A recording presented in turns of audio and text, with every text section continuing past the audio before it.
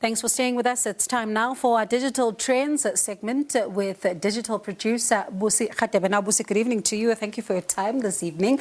I suppose a lot of people were talking about former President Jacob Zuma and that High Court ruling. Yes, certainly. Good evening, Bongiwe. People were talking about him. There was a lot of mixed reviews about what transpired with the court case, saying that him going on medical parole was unlawful and rendering him going back to prison. There were people who were saying, that's a good judgment call. But there were people like Mr. Piano Man saying Jacob Zuma is denied justice here in South Africa. You cannot arrest a person twice for an offense. It's totally unconstitutional. Others were saying that, if you think that the unrest in July was something, you do not know what you're talking about, because, there are rumors that people are planning, to have an unrest. That's why you had the Ronald Lamula from the Department of Justice calling for calm, as well as Begitele, the police minister, saying, people be calm. They don't want a repeat of the unrest. And others were happy with the ruling, saying, this is a good job, this is justice. Others, interestingly enough, Bongi, was saying, what about service delivery? Why are we focusing so much time on the former President Jacob Zuma and not focusing on what people really need in the country? So those were the interesting views on social media. It's going to be interesting, Busi, especially because they've now, lodged appeal papers. That's the lawyers as well as the Department of Correctional Services. I guess this is not going to die down. But another subject I found very interesting on social media was around the acting president, Didi Mabuza. I see that there's quite a lot that is being said about him and in humor.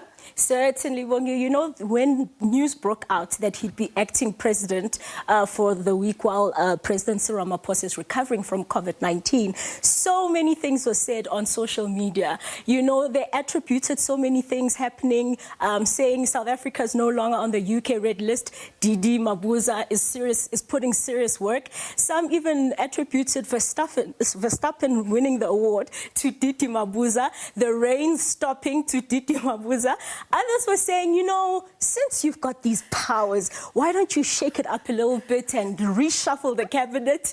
And others were just saying all sorts of crazy things. And people were generally, excited about the news. It was just a good laugh on social media. I wonder, and the thing about it is that it does look like there's a lot of people that have got a lot on his plate for him, as you say, that they're now asking for a cabinet reshuffle.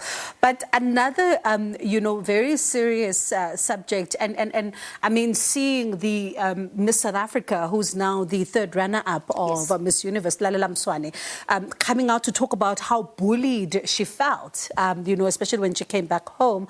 I wonder, though, if that caused some kind of resonance with, social media users, or are they still upset that she went to Israel?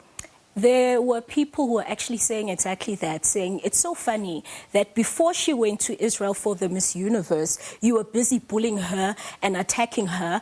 But now that she was, second runner-up, you congratulating her. There were even calls for, the Department of Sports, Arts and Culture to apologize to her because, they withdrew support for Miss South Africa as well as government. But they've responded and said, they will not apologize.